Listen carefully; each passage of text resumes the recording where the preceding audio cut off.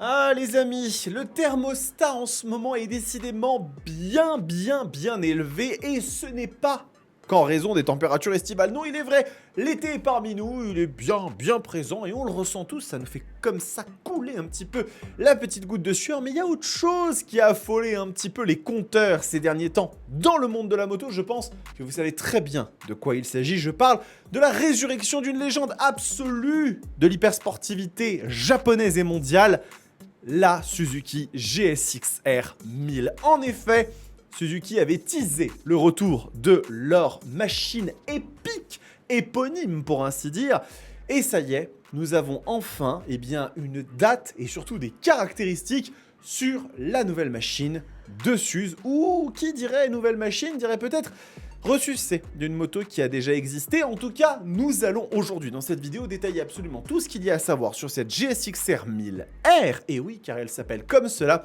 et comme ça vous saurez absolument tout ce qu'il y a à savoir sur le retour de l'hypersportif d'Hamamatsu. Bonjour à toutes et à tous, on se retrouve pour une nouvelle session de Moto Bistro, l'émission consacrée à l'actualité du monde de la moto. Je reviens de vacances et je crois que j'ai pris un peu de couleur, mais j'en suis pas sûr et certain. En tout cas, Moto Bistro est toujours le meilleur endroit pour prendre l'actualité du monde passionnant des deux roues. Et donc nous allons partir comme ça à la découverte de cette GSX-R 1000R. 40 ans de légende revient ici, c'est cette petite banderole que nous voulons voir. Et cette machine, on va la détailler absolument dans tous les sens. Et je vous propose qu'on commence par faire un petit tour de l'apparence de cette moto, parce que la GSX-R 1000, ça a toujours été une machine quand même qui, je trouve, a un beau coup de crayon. C'est une belle hypersport, là vous voyez, elle est présentée dans sa couleur Pearl Vigor Blue et Pearl Tech White, qui est du coup la couleur un petit peu 40e anniversaire, hein, et qui est donc vraiment ultra jolie. Je trouve que la machine n'a pas trop pris de vieux, elle n'a pas trop pris de coups de vieux. Je trouve qu'on est quand même sur des lignes assez effilées, anguleuses, musculaires, qui donnent envie de monter dessus, qui sentent bon comme ça le côté un petit peu sportif. Alors, c'est vrai que la coque carrière a tendance à être un petit peu plus grossière, peut-être un petit peu moins effilée que ce qu'on voit aujourd'hui dans les machines les plus modernes, mais ça reste quand même une très belle moto qui existe aussi en Candy Daring Red et Pearl Tech White. Magnifique couleur, je la trouve aussi très jolie. Non pas sans rappeler peut-être certaines livrées qu'on a vues chez Honda sur certaines sportives, mais bon, ce n'est pas forcément une insulte, loin de là. Et puis nous avons le Pearl Ignite Yellow et le Metallic Matte Stellar Blue qui là aussi font un excellent travail. Mais enfin bon, c'est bien beau de parler de tout ce qui concerne le look de la machine, mais encore maintenant, il faut-il rentrer dans les entrailles de cette dernière et comprendre un petit peu ce qui a évolué ou pas sur cette GSX-R 1000R. Et je vous propose qu'on commence du coup par parler du bouilleur, forcément, sur une hyper sportive et une machine de cet acabit-là. Le moteur, c'est extrêmement important. Donc, qu'est-ce que c'est que ce moteur ? C'est ni plus ni moins que le 4 cylindres en ligne qui équipe la GSX-R 1000 depuis sa dernière itération de 2015, un 4 cylindres en ligne de 1000 cc. On va aller regarder un petit peu les caractéristiques, il est juste là. 4 cylindres en ligne, 4 temps, refroidissement liquide, DOHC, bon tout ça, double arbre à cam en tête, on sait comment ça fonctionne.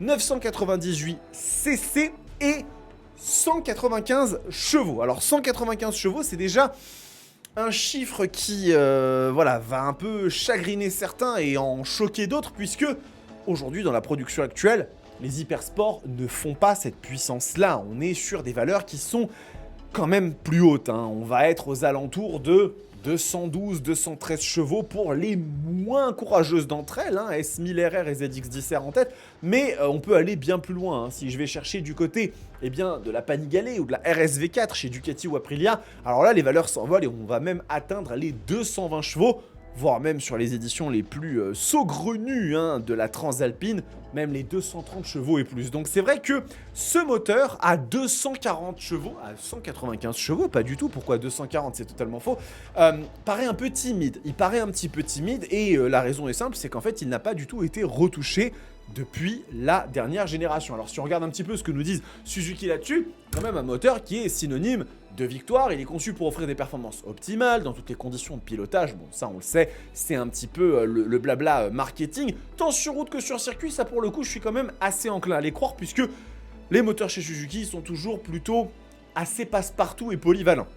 Le moteur mis à jour pour 2025 passe Euro 5+, c'est logique, c'est nécessaire, et il a le même niveau de performance et de fiabilité tout en produisant un couple encore plus constant. Alors, je tiens quand même à attirer votre attention sur un aspect qui, à mon sens, est quand même assez important, c'est que quand il parle de fiabilité, Suzuki ne rigole pas. Mais quand je vous dis qu'il ne rigole pas, c'était Greg Black, quand même un pilote, hein, c'est connu, quelques titres, bon, voilà, c'est une personne d'assez bonne réputation, m'expliquait que lorsqu'ils font les tests des moteurs pour les épreuves de compétition, etc., et d'endurance notamment, ils font tourner un moteur à fond, mais du coup quand je vous dis à fond, c'est à 13-14 000 tours minute, et ils regardent au bout de combien de temps le moteur casse. Et sur les moteurs de GSX-R 1000, je ne veux pas vous dire de bêtises, mais c'était soit 12 heures ou 24 heures. Mais attention, on parle de faire tourner un moteur à fond pendant 12 ou 24 heures, chose que vous ne ferez jamais de votre vie. Votre moteur, vous allez peut-être une fois taper un rupteur pour aller chercher, voilà, mais le moment où vous allez rester à 14 000 tours minute va représenter des secondes, voire même des fois des dixièmes de secondes. Là, on parle de laisser le moteur à 14 000 tours minute pendant plus d'une dizaine d'heures, même vingtaine, hein, je ne veux pas vous dire de bêtises. C'est quand même assez impressionnant. Donc, on va continuer bien évidemment, puisqu'il y a une autre chose qui est très importante sur une hypersport, c'est la partie cycle. La partie cycle, elle est extrêmement importante, et là, attention, si cette GSX-R 1000 ne réinvente pas la roue, Suzuki sont quand même connus pour avoir des parties cycles de zinzin qui ont notamment été l'une des raisons des victoires des GSX-R 1000 en compétition. Donc, on retrouve un châssis périmétrique en aluminium, double poutre, ça c'est quelque chose qu'ils savent extrêmement bien faire. C'est ce qu'on va retrouver notamment sur la Yabusa, etc. Et du coup, on a au niveau de cette partie cycle des choses qui sont intéressantes, puisque on va retrouver, on va regarder un petit peu les petites photos ici, une fourche Showa BPF. Ils disent fourche télescopique inversée Showa SFF. C'est une fourche en fait avec une cartouche compressée déportée qui permet, soi-disant, d'avoir une meilleure répartition des différentes fonctions de la fourche, excusez-moi. Et pareil pour l'amortisseur arrière, on est sur un amortisseur Showa BFRC Light, tous deux réglables dans tous les sens. C'est du matériel de très très bonne qualité, mais attention quand même, on n'est pas sur du Hollins, on n'est pas sur de l'ultra haut de gamme ou du WP Apex Pro qu'on peut retrouver chez KTM. C'est du matériel de très très bonne facture, mais ce n'est pas ce qui se fait de mieux, et c'est important quand même à retenir. En termes de freinage, vous le voyez, hein, bien évidemment que Brembo s'en occupe, mais encore une fois, à mon sens, on n'est pas du tout face à des étriers M50 style EMA, et alors iPure, n'en parlons même pas, je pencherais pour des étriers M4.32, parce qu'en règle générale, les M50 à minima, ils sont siglés en rouge et gris, et là, ce n'est pas le cas. Alors, les styles EMA, on les retrouve des fois dans d'autres couleurs, mais je ne pense pas que c'est ce qui équipe aujourd'hui cette GSX-R 1000R.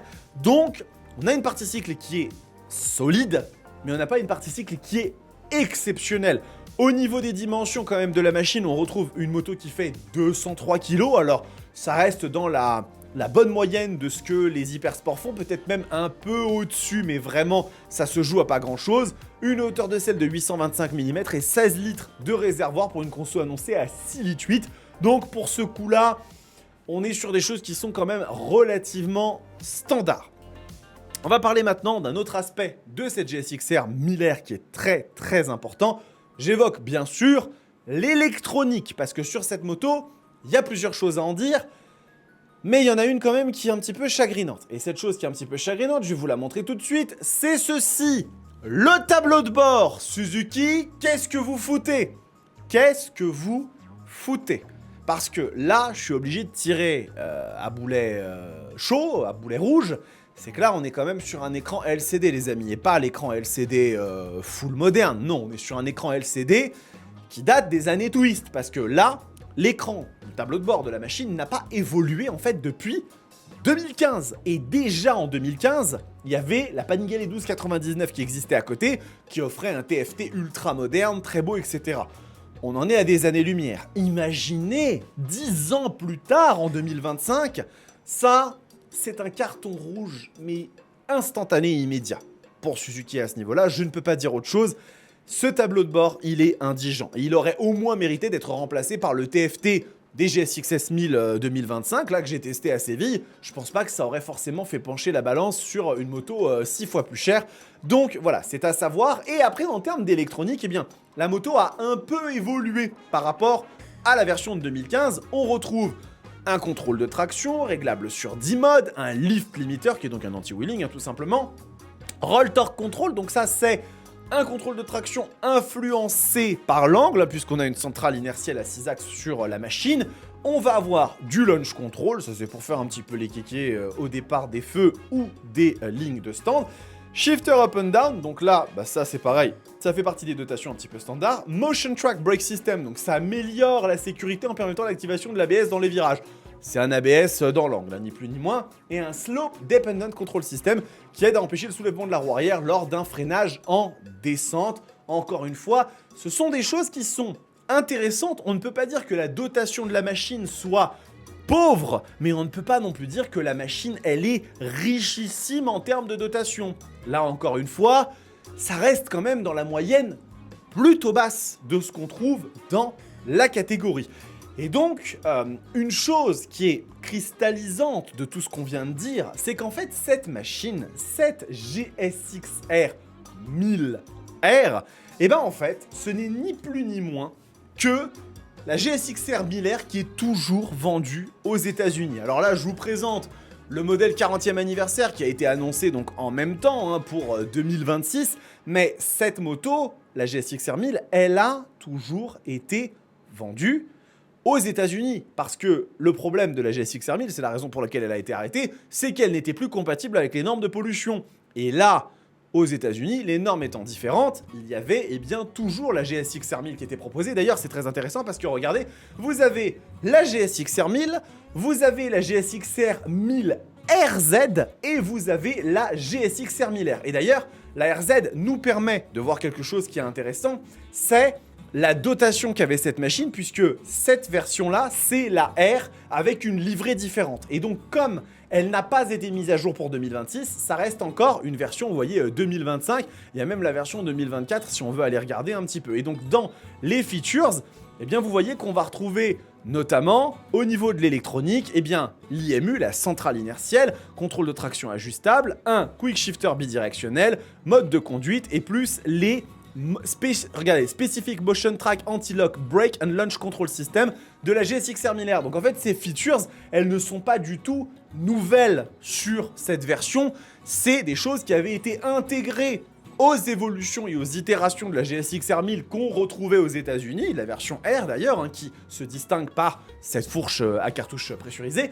Et ils l'ont tout simplement homologué Euro 5+. Cette moto que vous avez ici, la GSX-R 1000R qu'on va avoir en Europe, sera ni plus ni moins que la version américaine homologuée Euro 5+. Et c'est tout, à une différence près quand même, c'est que cette moto, elle est dotée d'ailerons. Et alors, je vais clarifier un petit peu le débat, puisque j'ai vu des personnes se poser des questions, se dire « Mais attends, les ailerons, c'est optionnel, etc. » Oui et non. Je vous fais une réponse de suite, mais parce que je suis obligé. Les ailerons sur la GSX-R 1000R qui arrivera en 2026 ne seront pas optionnels en France. Et peut-être en Europe, ça j'en suis pas sûr, mais en France, c'est sûr et certain que ce ne sera pas le cas. J'en ai eu la confirmation de Suzuki eux-mêmes. Les ailerons sur la GSX-R 1000R seront intégrés d'office sur la machine lorsque vous l'achèterez en France. Ce sera quelque chose qui sera directement dedans. Donc il nous reste une variable, et j'ai envie de dire la variable la plus importante que vous voyez juste ici et qui n'est pas indiquée, c'est celle du tarif. Et oui, parce que cette moto, elle arrivera à l'été 2026, et à l'heure actuelle, on ne sait pas quel sera le prix de cette GSX-R 1000R. Et cette question du prix, eh bien on va en discuter dans une autre vidéo que je vous réserve, qui va sortir très vite, dans un jour ou deux, qui va justement se concentrer sur le fait de se demander est-ce que cette GSX-R 1000R est déjà morte-née en étant annoncée avec les caractéristiques qu'elle a aujourd'hui. Puisque, soyons honnêtes, cette moto n'a pas ce qu'il faut en termes marketing, en termes de fiches techniques, pour venir lutter contre la concurrence. C'est simple, net et précis. Dans un monde où chaque cheval, chaque kilo, chaque degré supplémentaire d'électronique vient asseoir un peu plus la suprématie de la machine qui représente sa marque, la GSX-R 1000R arrive avec 3, 4, voire même 5 trains de retard. Et ce n'est certainement pas avec le tarif égal à celui de la concurrence qu'elle pourra sortir son épingle du jeu, ou en tout cas, on le pense, on verra bien comment ça va évoluer, mais ça, ce sera le sujet d'une autre vidéo.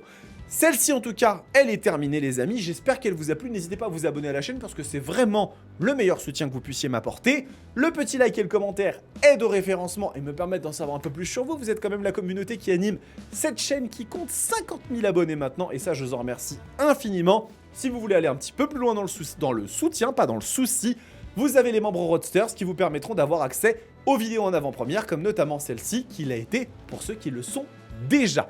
En attendant les amis, on se retrouve très vite pour de nouvelles news concernant la GSX-R 1000R. L'été n'est pas terminé, il risque d'être très très chaud. Prenez soin de vous, kiffez vos bécanes. Ciao!